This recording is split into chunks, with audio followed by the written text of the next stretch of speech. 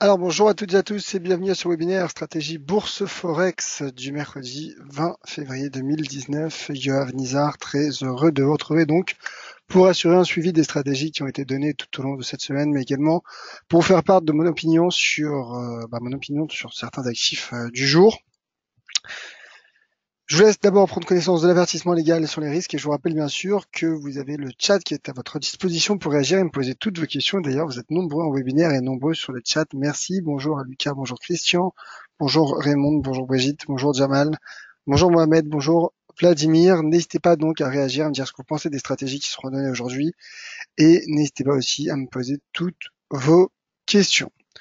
Le trading avec effet de levier amplifie toujours les gains et les pertes. Un compte risque limité présente un risque de perte du capital investi. L'investissement sur compte titre présente un risque de perte en capital. IG fournit exclusivement un service d'exécution d'ordre. Cette présentation est donnée à titre indicatif et ne saurait être considérée comme un conseil ou une recommandation.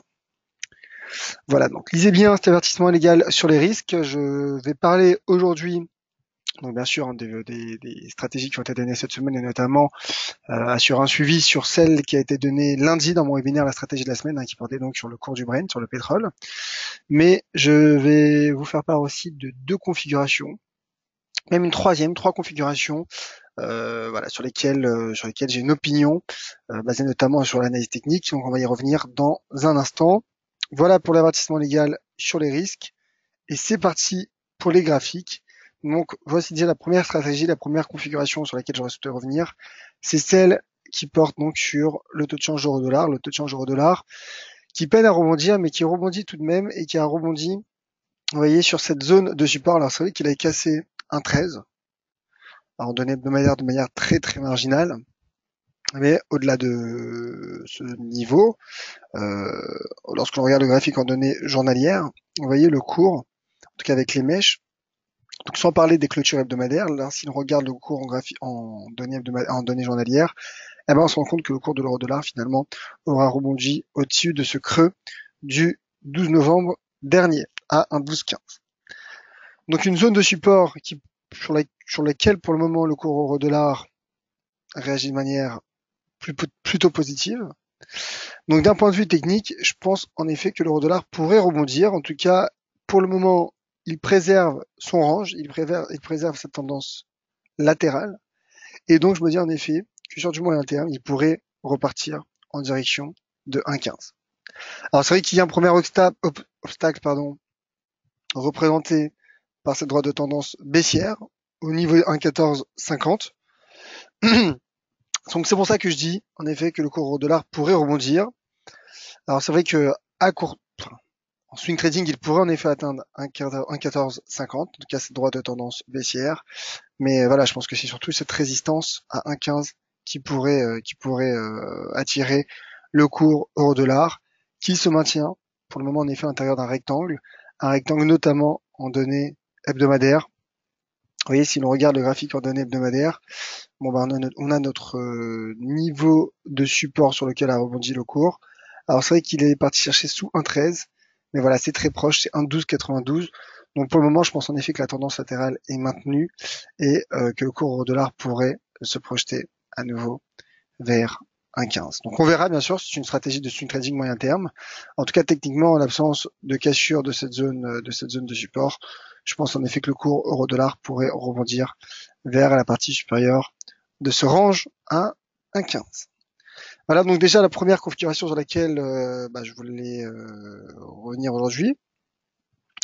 Je vais parler à présent de l'once d'or qui est haussier, l'once d'or qui est bullish. Alors, ce qui est intéressant avec l'once d'or, il y a plusieurs choses à dire. Bon, la première, vous le voyez à travers ce canal haussier qui a été initié au mois de novembre, le cours de l'or évolue dans une tendance haussière à court terme, court et moyen terme. Mais ce qui est intéressant, alors je l'avais évoqué la semaine passée, mais malgré finalement des éléments défavorables la semaine dernière, donc à savoir la remontée, le bond du dollar américain avec lequel il est inversement corrélé, et également la remontée progressive des indices, donc l'atténuation du climat d'aversion pour le risque. Malgré cela, le cours de l'or a tenu une zone de support entre 1307 et 1300 $.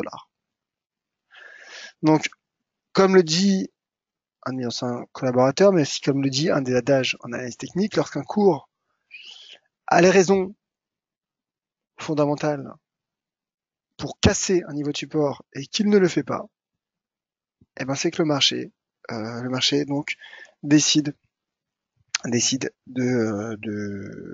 en tout cas, cela montre la conviction haussière du marché, comme le cours de l'once d'or. Donc le cours de l'once d'or qui a rebondi donc sur cette zone de support qui est d'ailleurs, qui correspond d'ailleurs quasiment, vous voyez, à cette oblique haussière et qui a atteint la partie supérieure de ce canal.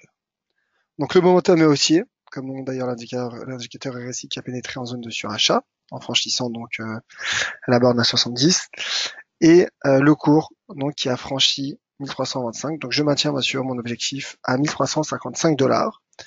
On verra s'il sera atteint ou non. Pour le moment, le cours teste la partie supérieure de ce canal, donc je me dis qu'un repli technique est envisageable. Mais voilà, sur du swing trading, je pense en effet que le cours de l'or a les moyens d'aller chercher 1355 $, qui est donc ma seconde cible, hein, puisque la première se situe à 1325 $ et la seconde donc à 1355 $. Voilà donc pour le cours de l'or. Je vais parler à présent de l'AUD-USD, le dollar australien qui est corrélé au cours de l'or, car l'Australie est le deuxième producteur d'or au monde. Et donc là aussi, le rebond prend forme pour le moment.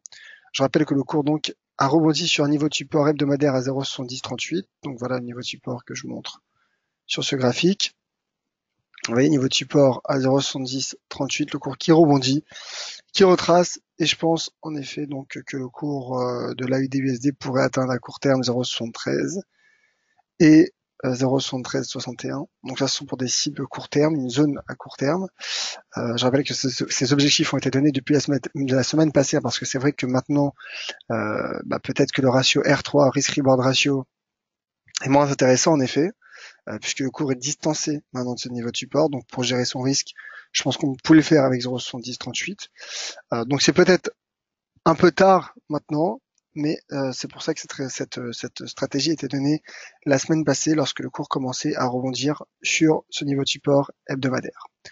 Donc voilà, en tout cas, les seuils à surveiller. Bon, je pense qu'il y a 0,73 parce que c'est un seuil assez symbolique. Et également, il s'agit du point haut de ce début d'année pour la USD.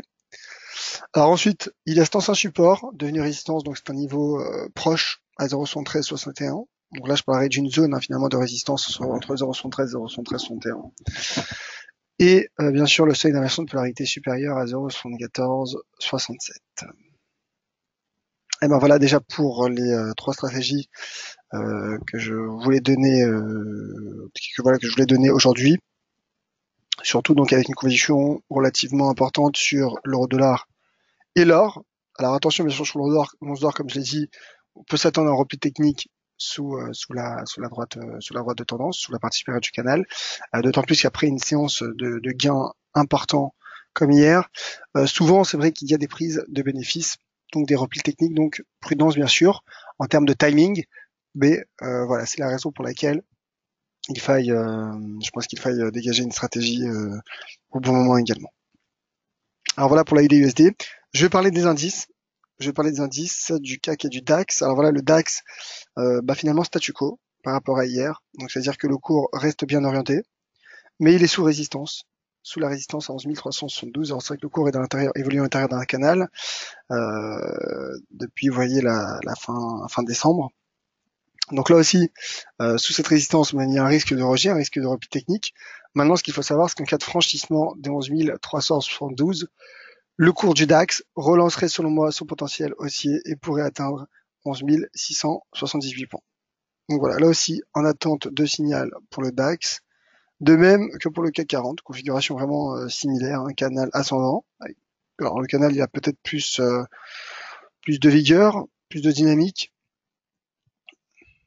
Il est peut-être un peu plus incliné à la hausse, mais en tout cas le cours donc qui je rappelle donc a atteint nos deux objectifs à 5080 et 5175 points, travaille à présent donc cette résistance qui est située juste au-dessus des 61,8% de retracement de toute la baisse du dernier trimestre vous voyez, qui part depuis le 27 septembre. Donc selon le niveau de Fibonacci. Donc c'est une zone de résistance assez importante que teste le CAC 40 qui pourrait lui aussi être rejeté. D'ailleurs, regardez le RSI, pour le moment est rejeté 70.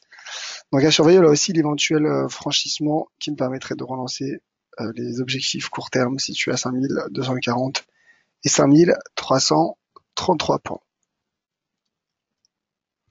Voilà pour le CAC. Je vais parler du pétrole bien sûr puisqu'il s'agissait de ma stratégie de la semaine. Cours du Brent qui consolide, qui temporise, je dirais, après avoir connu une fin de semaine dernière favorable.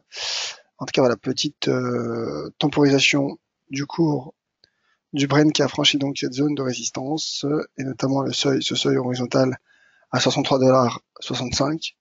Donc là aussi, donner maintenant tout de suite une stratégie haussière, là pour le coup ne permettrait pas de gérer son risque, puisque le cours, vous voyez, est à égale distance entre 63, 65 et 70 $. Mais en effet, cette stratégie a été donnée lorsque le cours a franchi 63,65, après que le cours ait franchi 63,65. Donc je pense en effet que sur du moyen terme, le cours du baril de pétrole pourrait atteindre le seuil à 70 $, qui est un seuil psychologique, mais également un ancien support, de une résistance potentielle. Avec peut-être une épaule tête-épaule de grande ampleur, mais elle n'est pas parfaite. Vous voyez, la dernière épaule a mis du temps avant de se concrétiser. Donc voilà, en tout cas, quoi qu'il en soit, il y a eu franchissement de résistance, et donc je pense que le potentiel haussier est relancé à moyen terme. Maintenant là aussi, voilà, attention également au timing. Alors voilà, voilà déjà pour ce que j'avais à dire concernant les stratégies, les suivis des stratégies de la semaine. Bonjour également à Catherine qui a rejoint le chat. Alors si vous avez des questions, si vous souhaitez que je revienne sur un actif en particulier, sur une paire de devis sur lesquels je n'aurai pas le temps sur lesquels je n'ai pas évoqué, n'hésitez pas à me le faire savoir maintenant. Je vais parler de l'euro GBP, parce qu'hier il y a eu un regain de volatilité sur la livre sterling. La livre sterling qui a bondi, je vous invite à retrouver un article que l'on a publié sur le site delifx.fr. La livre sterling a bondi et a cassé, vous voyez. Pardon. Voilà. Donc la livre sterling qui a cassé cette zone de support entre 0,8732 et 0,87 livres sterling. Donc le cours GBP qui a cassé ce niveau de support pourrait en effet subir un pullback baissier sous cette zone. Le cas échéant, le taux de change euro GBP pourrait s'enfoncer vers 0,8680. Donc on verra si le pullback se concrétisera ou non. Mais pour le moment, en tout cas, il y a eu cassure hier, vous voyez, de cette zone de support. Et donc je me dis qu'un pullback pourrait enfoncer l'euro GBP vers 0,8620 livres sterling. Voilà, peut-être un dernier mot, une dernière paire de devises peut-être avant de nous quitter. Si vous avez des questions, c'est le moment. Pour le moment, vous avez plutôt l'air d'accord avec les stratégies, il n'y a pas vraiment de réaction, donc c'est parfait. Je vais aussi parler donc du taux de change EuroCAD en données journalières, vous voyez, qui évolue à l'intérieur d'un canal baissier, mais qui a enrayé sa dynamique baissière, vous voyez, qui peine à se stabiliser. Donc là aussi, le cours qui teste 1,4934 pourrait repartir à la baisse en cas de si ce pullback, vous voyez, sur 1,4978 se confirme. Pour le moment, il y a pullback sous ce niveau de support devenu résistance.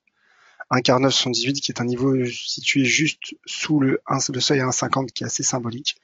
Donc là, en effet, si le cours poursuit sa baisse, ce qui est possible au vu de la dynamique, de la configuration technique et du pullback qui prend forme, le cours EuroCAD pourrait en effet atteindre 1,4857 et 1,4765. Vous voyez, encore une fois, tout est une question de timing, car là, dégager une stratégie baissière, je vais dire pourquoi pas.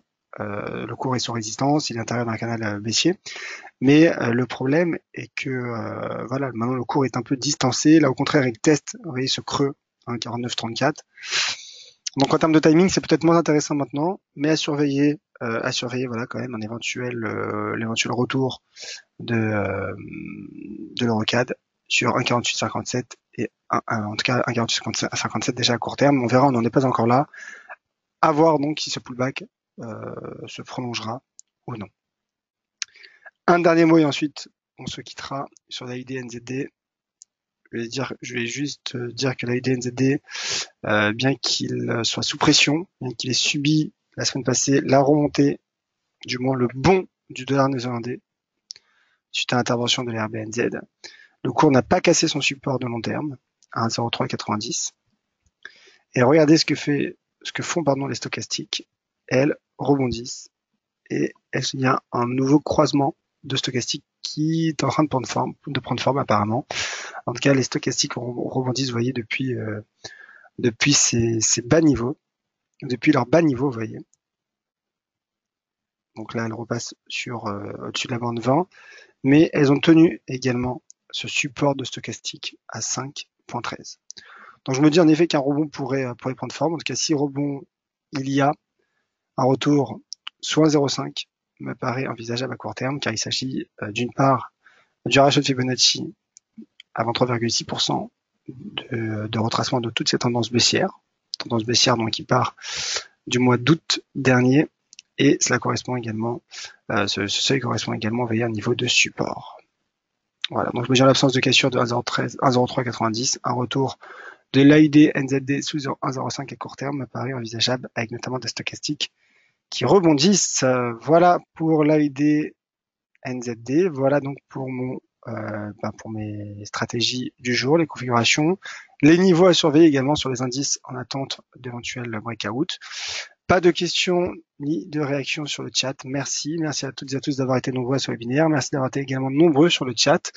Donc je rappelle que les prochains rendez-vous d'EDFX, prochain rendez-vous aura lieu cet après-midi, ce soir à 18h, en ma compagnie pour un webinaire éducatif qui portera sur les corrélations entre devises et le cours de l'or.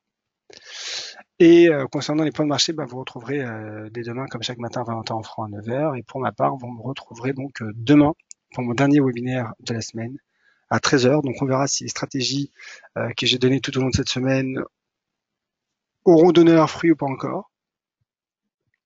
Et je vous ferai part bien sûr de toutes mes stratégies du jour. Voilà, soyez prudents bien sûr sur les marchés. On se retrouve tout de suite donc sur difx.fr et sur Twitter @yoavnizar. Merci à toutes et à tous. Bon après-midi et à demain.